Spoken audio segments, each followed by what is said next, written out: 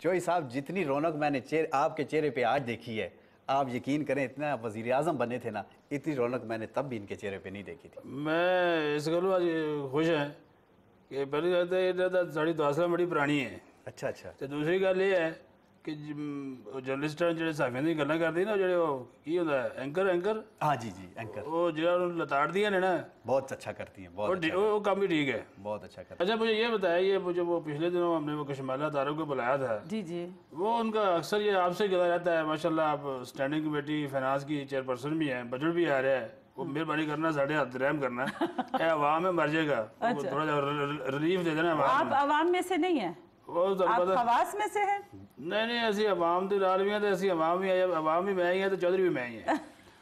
अच्छा वो मैं बात आपसे कर रहा था कशमाला तारा की, उसको आपने क्या ये पट्टी बढ़ाई हुई है कि वो हमेशा आपके खिलाफ रहती है कि ये वो टाइम नहीं देती और आप जो मीटिंगें बुला लेती हैं उनको बताए बगैर बुला लेती हैं और हर इशू पे वो अपना इख्तलाफी नोट देती है। अभी वो क्या आ रहा है, वो क्या जी वो वैल्यू की है, वैल्यू टैक्स, हाँ जी, वैट। देखिए फिर मुश्किल गल की थी नहीं, वो आप ज्यादा मुश्किल बात कर रहे हैं। हम तो आज वैल्यू एडेड टैक्स, हाँ उसका एक मुखफ़फ़ बना है वैट। चोई साहब वेट पढ़ते रहे हैं उसको आज तक।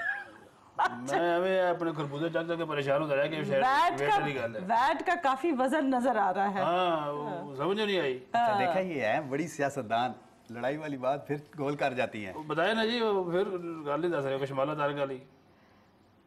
कशमाला हमारी बड़ी पुरजोश किस्म की मेंबर हैं और वो अपने इश्यूज़ लेकर आती हैं और बाज़ औक़ात वो चाहती हैं कि उस इशू से और इशू बने और वो समझती हैं किस तरह के इश्यूज़ करके उनकी ज़िक्र होगा हर तरफ। तो हर आदमी की अपनी अपनी, आप सीट पर खड़ा कर दिया करें, उन्हें कहीं खड़े हो जाए। आप चेयरमैन हैं जी, चेयरपर्सन है, चेयरमैन होते हैं, चेयरपर्सन है, आप कहीं खड़ी हो जाए। आप आपके तो पास मेरे लिए मुमकिन नहीं है।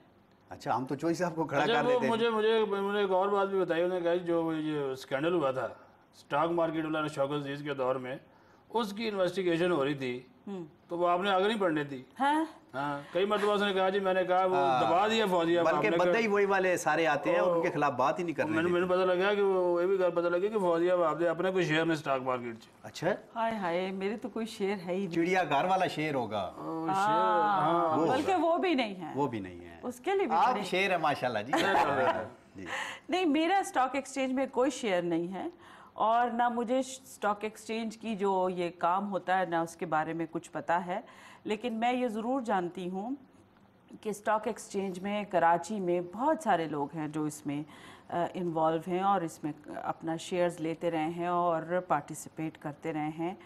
और जब ये क्रैश हुआ, देखिए सोचने की बात ये है कि ये 2000 पॉइंट से स्टार्ट हुआ था सन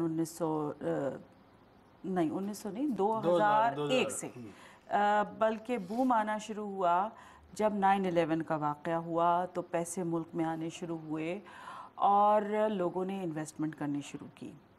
बॉम्बे स्टॉक एक्सचेंज बहुत आगे था हमसे, लेकिन देखते ही देखते कराची स्टॉक एक्सचेंज जो है वो 16,000 पॉइंट्स पे पहुंच गया, ठीक है, जबकि 15,000 पॉइंट्स पे बॉम्बे स्टॉक एक्सचेंज था।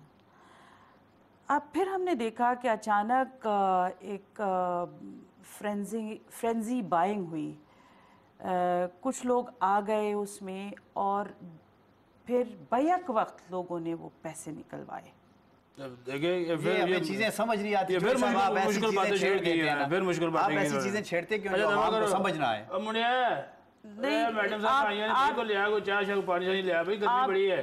अच्छा ये बताएं, चैनल है ये मेरे ख्याल में जितने पढ़े लिखे लोग हैं वो उसको देखते हैं।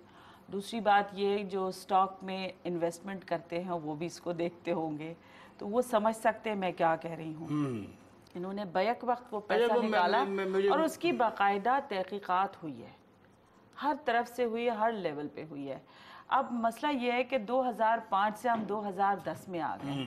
अब वो 5 साल पुरानी बात को आप लेके बैठी हुई हैं और उस बुनियाद पर नहीं जी छोड़े, हम उस बात पे करते हैं। अच्छा इन्होंने भी दे ते इन्होंने भी दे ते इधरों आदि आ गए, मैंने भी दे। अच्छा मैं समझती हूँ कि वो अब जो जिस चीज़ का वो बार बार तस्करा कर रही हैं वो इर्रेलेवेंट है। मैडम को तो बहुत अबूर हासिल है ना जी इस पे। ये होता फाइनेंस के मामला। मैं एक सवाल करना है। हाँ जी जी करें, कोई हमारी इज्जत का ख्याल रखिएगा, ज़रूर सवाल नहीं, वो बजट का मेरी बात का आपने जवाब ही नहीं दिया। जो बजट आ रहा है आपकी गवर्नमेंट का, दूसरा है कि तीसरा है? तीसरा है मेरे ख्याल। तीसरा बजट है। हैट्रिक। हाँ, तो माशाल्लाह दसो कि अवाम की दे रहे हो। देखिए, बजट में कोई आवाम के लिए कोई चीज़ नहीं होती है। मुझे नहीं मालूम हम लोग इतना क्यों शोर मचाते हैं। बजट वही होता है जैसे आप महीने के आगाज़ में अपने घर का बजट एक तैयार करते हैं।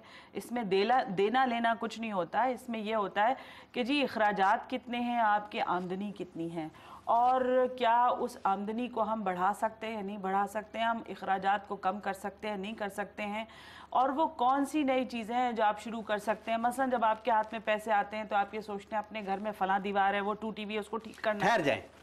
ठहर जाएं, ब्रेक ले लेते हैं, अभी आते हैं वापस। गल तो पूरी कर लेंगे करो ना।